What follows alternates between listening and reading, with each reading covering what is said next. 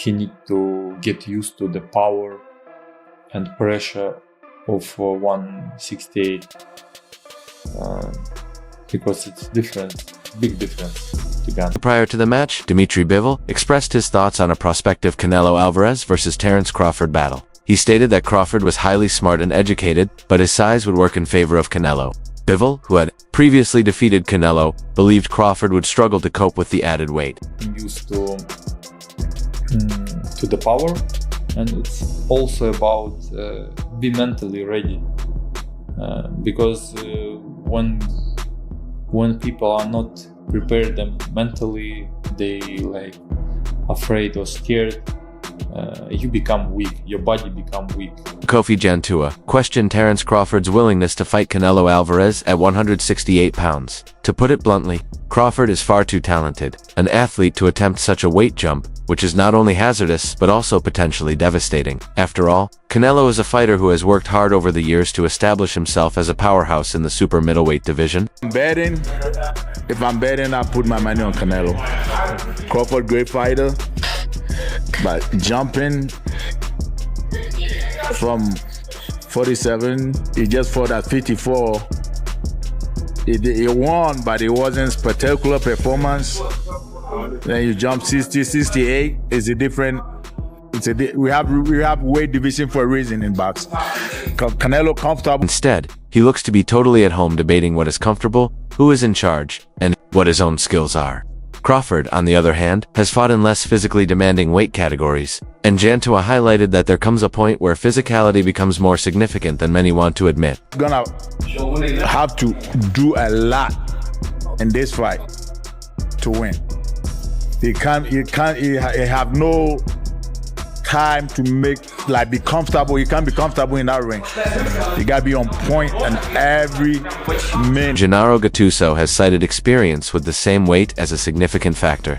Canelo has fought wars at 168 pounds and understands how to use that frame effectively over 12 rounds. Crawford, undefeated at lighter weights, will be making his debut in this arena. Crawford's lack of familiarity, as Jantua said, could be the deciding factor. Canelo is strong at that division.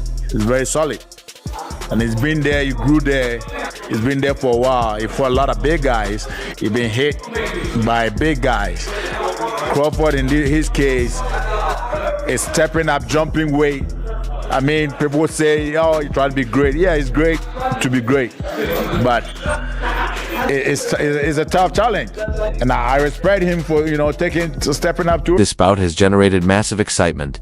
Both combatants are regarded as pound-for-pound superstars, and the contrast in their fighting styles only adds to the intrigue. Crawford, who has never lost and has compiled an incredible record of victories since his breakthrough at 140 pounds before moving up to 147, hopes to make history as the first male boxer to capture undisputed titles in 3 weight classes in the 4-belt era. Joe Rogan was ecstatic when discussing a potential battle between Terence Crawford and Canelo Alvarez, calling it a fight between 2 of the all-time greats. He described Crawford as an extraordinarily rare talent, a superb switch hitter, often compared to one of boxing's most revered giants, marvelous Marvin Hagler.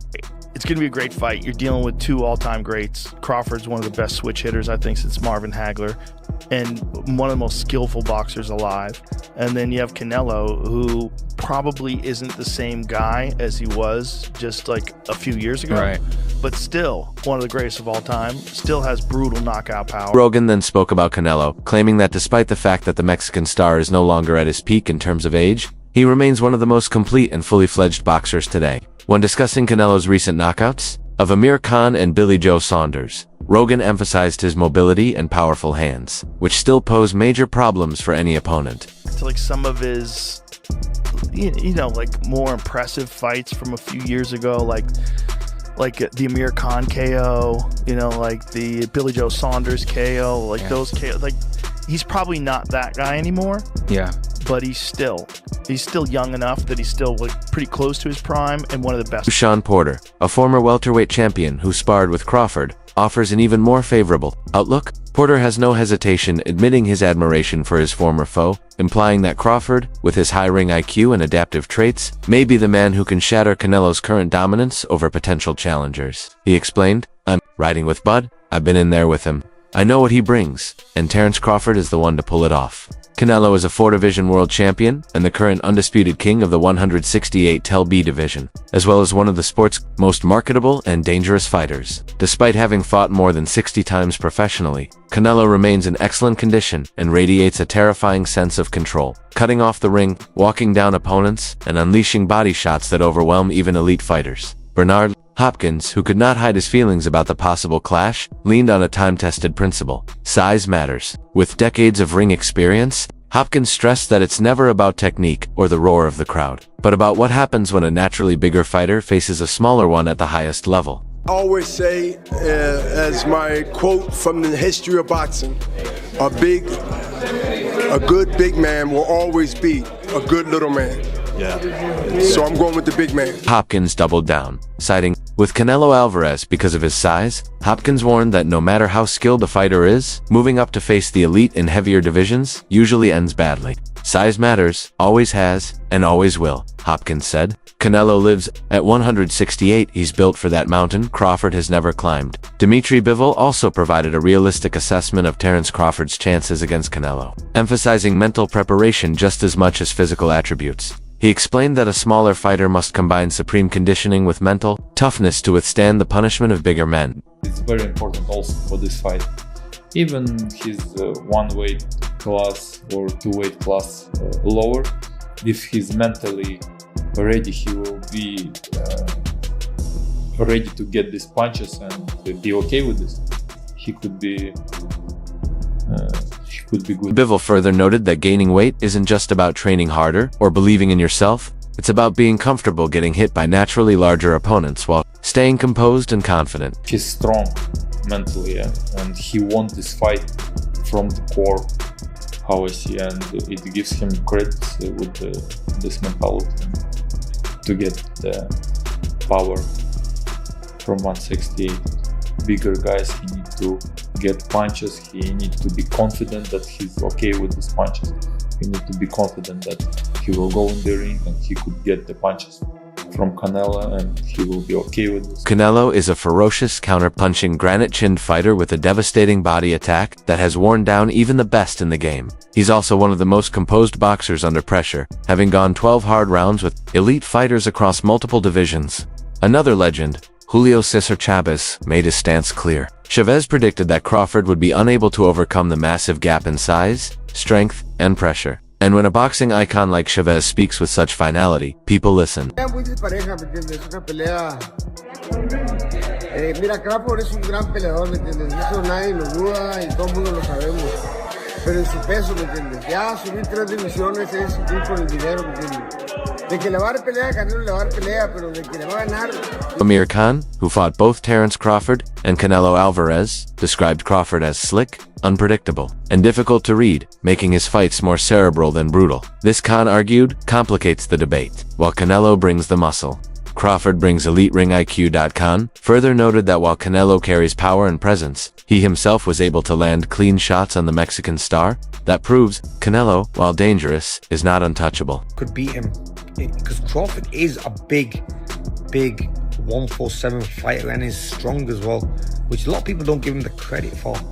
I think that fight, if it does happen, as long as Crawford stays away and just boxes and be smart, he can win that fight. I think Crawford's a better fighter than Charlo, and he's a smart fighter as well. He switches and everything, so that would be a very good fight. Another undefeated former champion, Andre Ward, has long backed Crawford. Ward highlighted Bud's mindset, saying that Crawford performs best when underestimated. "Don't let size fool you," Ward said. "Crawford is a technician and a dog. He thrives in moments like these.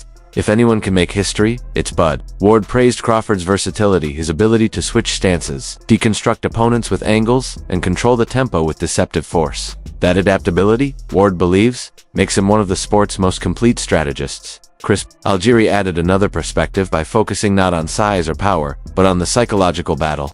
Algieri argued that Crawford's greatest weapon is his mind. "It's not about being the biggest or hitting the hardest," he said, "about staying sharp when the pressure is at its highest." Like, what are the differences between them? Canelo's strong and is easily hit. Very easily hit, very easily. Compared to when I fought against Crawford, I couldn't hit clean. They both hit hard because, and you can see the strength when I was fighting against Crawford. He is very strong as well. So look, yeah, but why does he need to give that much away? He's pound for pound #1 in the world. Why does he have to go up and fight Canelo? The key technical questions remain. Can Canelo's strength and pressure overwhelm Crawford, who has never fought above 147 pounds? Or can Crawford's superior footwork, timing, and boxing IQ neutralize Canelo's power across 12 rounds? Veteran boxing writer Dan Rafael and broadcaster Aid Oladipo also weighed in. Oladipo stressed that one of the most overlooked factors is punch resistance, a fighter's ability to absorb punishment. By that measure, Canelo has the natural advantage. Still, Oladipo did not rule out Terence Crawford, noting his adaptability and resilience across multiple divisions. I've seen Canelo pushed around. I've never seen Terence pushed around. So when you talk about who's going to be the boss, I've never seen anyone boss Terence Crawford. I've seen Canelo get bossed. So that just psychologically, when you think about that, and this is a fight where I flip-flop on both guys because there's so many good points. Yeah, but he's 168. Yeah, but it's Terence Crawford. He's undefeated. Well, yeah, no, this guy's beating this, but stylistic. Even he hits him on the arm. There's so many different things you could talk about. But from a psychological standpoint, who's fresher, who's meaner, who wants it more? That's going to come into play. As the hype grows, some analysts warn against comparing this fight to Floyd Mayweather versus Canelo Alvarez.